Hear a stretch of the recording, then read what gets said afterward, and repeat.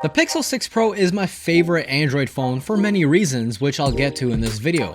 And Apple's iPhone 13 Pro Max is my favorite iPhone, because there's only like 3 of them, so yeah. So you're watching this video because you're looking to pick up either a Pixel 6 Pro or the iPhone 13 Pro Max. Now, obviously comparing operating systems is not hard, but it's just so vastly different. So I'm going to assume the person watching this video, you don't have a preference, either iOS or Android. You like both. That way this comparison will be a lot easier.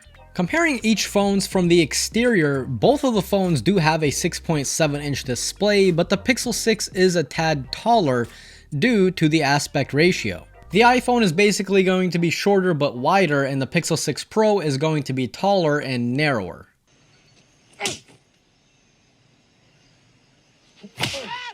So that basically means for me and for a lot of other people, the Pixel 6 Pro will be the more comfortable phone to hold, simply because it is more narrower, so it kind of fits into your hand a little bit more comfortably. Also, not to mention the fact that the phone is curved from both the back and the front.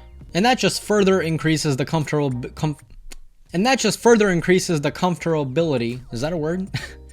It increases the comfort level of the phone being in your hand. The iPhone, on the other hand, is more square and it has sharp edges.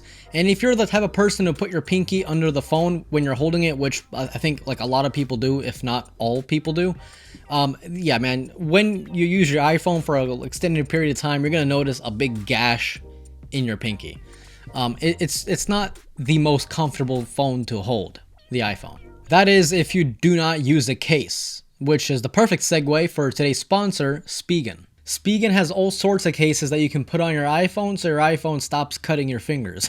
The cases I have here are the Tough Armor case, the Mag Armor case, and the Ultra Hybrid Mag. So anytime that you see Mag in the name of the case, it means that it is compatible with Apple's MagSafe connector or third parties such as Spigen's battery charger, which just slaps on the back of the case like this, and it charges your phone through the case. The cases are incredibly light and durable, all thanks to the air cushions. The most protection is the Tough Armor case, which does contain the yellow foam on the inside to help absorb the inertia from drops. So as you guys have seen previously, Spigen also sells the Arc Hybrid battery charger, which again just slaps on the back of the phone like this, and you bring along 5,000 milliamp hours. To pick up any of these items, guys, as always, links will be in the description down below. The displays on both phones are incredible. As mentioned before, they are the same size, but not only that, they also share the same LTPO technology, which changes the refresh rate from 10 Hz all the way to 120 Hz. When talking about brightness, the iPhone has a screen brightness of 1000 nits for typical content and 1200 nits for HDR content. The screen gets crazy bright, looks good outside, and it looks even better when watching HDR movies. The Pixel 6 Pro, on the other hand, has 500 nits of typical brightness with a peak of 800 nits for HDR content. So the iPhone's display does get brighter. I wouldn't say by a lot. I know 500 and 1000 is like a big gap. I mean, that's a 500 gap. But using this, I could have sworn it was more than 500 nits. I actually had to double check on the internet what the brightness is, because I would have never noticed that this is only 500 nits. This looks a lot brighter, and HDR, I've watched a few HDR movies on the Pixel. I got no complaints. The rear of the phones are taking a different approach when it comes to build and finish. The Pixel 6 Pro has went back to a glossy two-tone design, and by the way, I did not clean the back of the Pixel so you guys can see what it looks like just after 5 minutes of using the phone. The iPhone 13 Pro Max, on the other hand, has a frosted design which does hide fingerprints much better. The cameras on both of these phones are one of the best when it comes to flagships. The iPhone uses 12 megapixel cameras all around the device, and the Pixel 6 Pro has a 50 megapixel main camera, a 48 megapixel telephoto camera, and a 12 megapixel ultra-wide camera. The front camera on the Pixel 6 Pro is 11 megapixels. In camera performance, both of these deliver amazing photos that will quite literally blow your mind. But they do take different approaches into blowing your mind. So for example, the Pixel 6 Pro does more of a super HDR type of look, so you get a lot of information from the shadows. The iPhone does a more contrasty look, which does add depth to the photo, but it may not bring as much detail in the shadows. Now, I'm not gonna get too technical into the camera since I already made a camera comparison between both of these phones. So if you guys do wanna check that out, click the card right now. Or actually, no, wait, stop. Finish this video and then check it out. There you go. Moving on to performance, the iPhone 13 Pro Max is using Apple's A15 chip along with 6 GB of RAM. The Pixel 6 Pro is using Google's brand new in-house Tensor chip along with 12 GB of RAM. In day-to-day performance, guys, I'm telling you right away, you probably will not ever notice a difference. Both of these phones are just really good at what they do. Except if you are a kind of a hardcore gamer. I mean, you know, it's a mobile phone. I'm not sure how hardcore you can get playing mobile games, but I'm not going to judge. If you are, the iPhone might be the better option because it does perform better in gaming. If you're planning on picking either of these two phones up today, you might notice that the iPhone will be slightly smoother, and that's not to knock on Pixel, that's to knock on Android 12. I still get app crashes. I've reset the phone and it helped with a few apps, but I still get app crashes on a lot of different applications. It is very annoying and it's obviously going to get fixed. It's not just going to stay like that. Google is obviously going to be fixing it. But I can't make a review of what the future is going to promise us. I'm going to make a review of what I have currently. A lot of people are saying they have no issues with Android 12, and a lot of people, including me, do have issues with Android 12. I love Android 12, I love the features that it brings over, but it's just too buggy right now.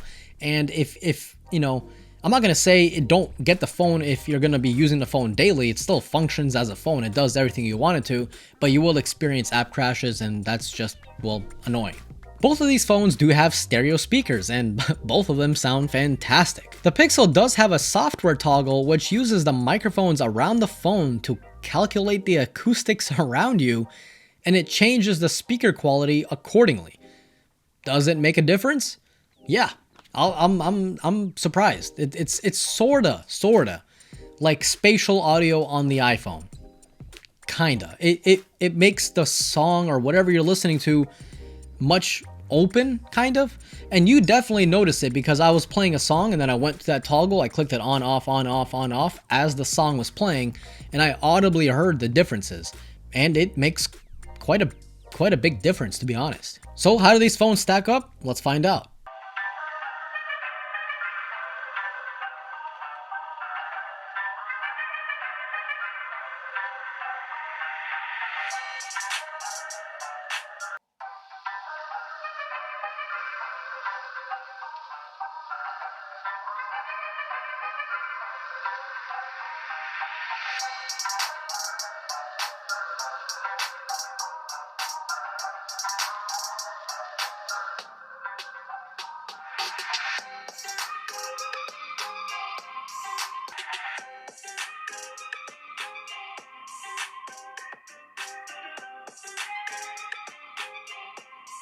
So what do you guys think? Which phone sounds better? Let me know down below.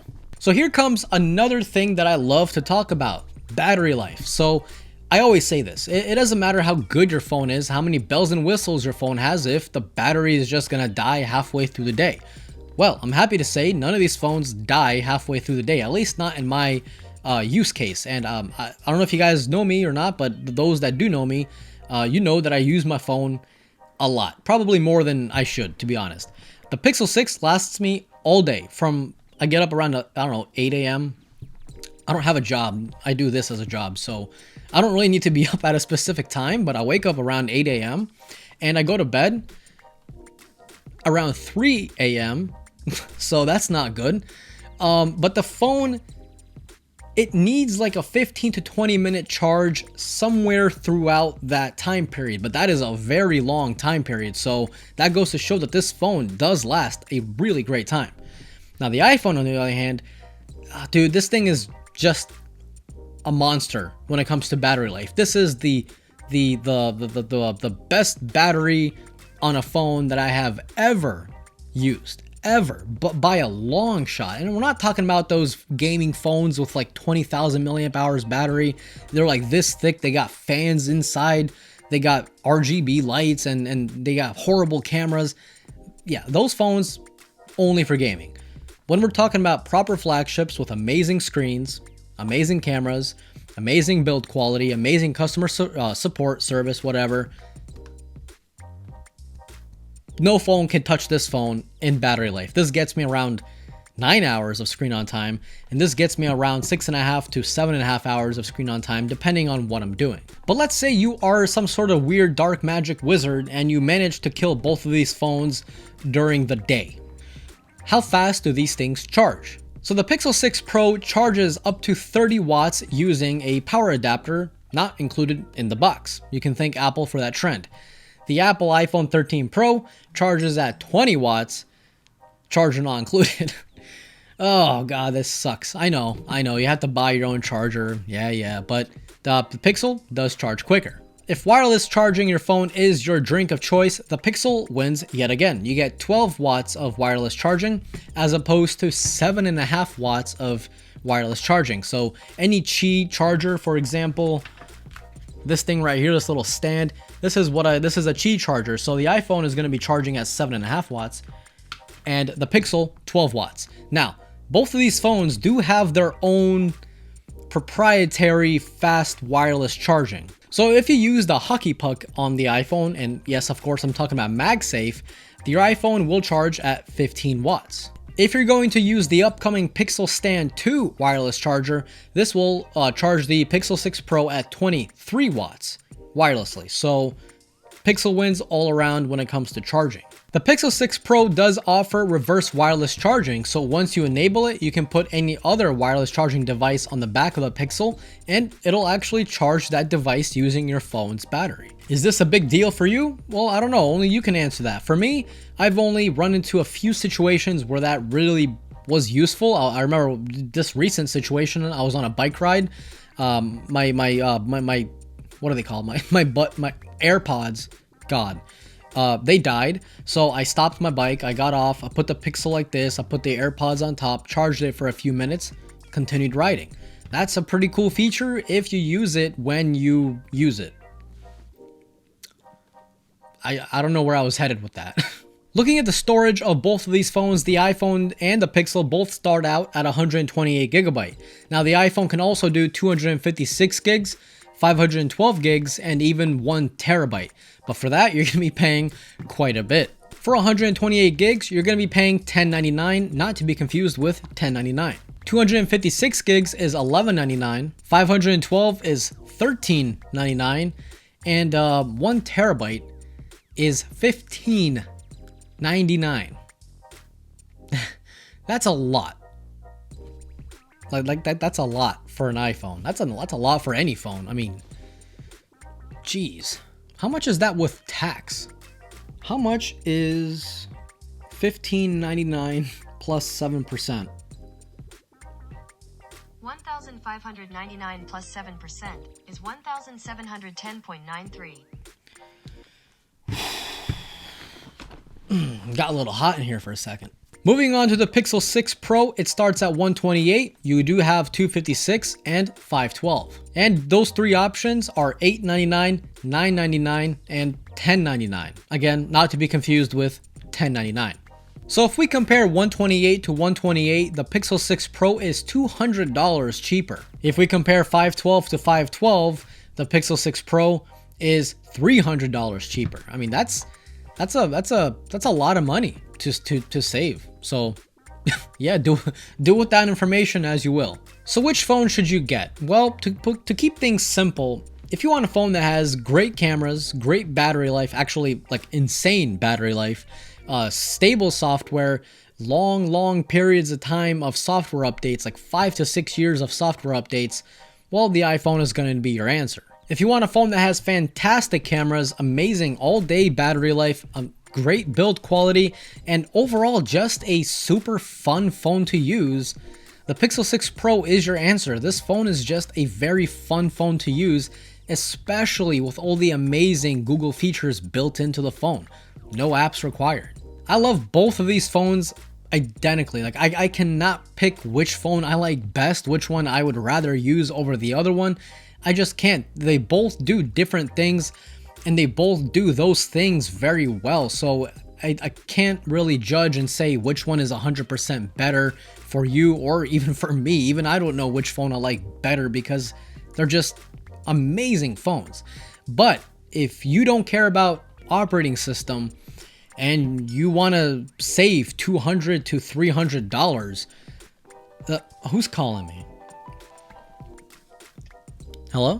I cannot pick which one I like best. I cannot, you know, it just all comes down to, do you like Android? Do you like iOS? If you like them both and you don't really care about which phone to get, then I really consider the Pixel 6 Pro, because first of all, it's $200 cheaper, up to $300 cheaper. So you're saving quite a bit just by going with the Pixel 6 Pro. You're still getting amazing cameras, arguably top 3 cameras in the world. You're getting amazing battery life, amazing speakers, amazing screen. I mean, what's there not to like? I personally do not know. With the iPhone, you are overpaying by a little bit. Well, actually by a lot, a bit. $200, $300 more, and even more from that if you want the 1TB version of the iPhone. But for that, you do get stainless steel borders. You get arguably a more premium looking design because of that frosted finish. It doesn't really leave those smudges on your phone. You're getting great cameras. You're getting honestly the best battery life in any phone today, and you're getting a more smoother experience, at least again as of right now. So which phones do you guys prefer? Did you pick up the Pixel 6 Pro already? Did you pick up the iPhone already? Were you guys an iPhone user and you switched to the Pixel, or vice versa? Let me know in the comments down below. And if you're new here, consider subscribing. My goal is 100,000 subscribers by summer of next year. Hopefully I hit that mark. That would be awesome. And that's basically it, guys. This was Mark from Mark's Tech. Adios.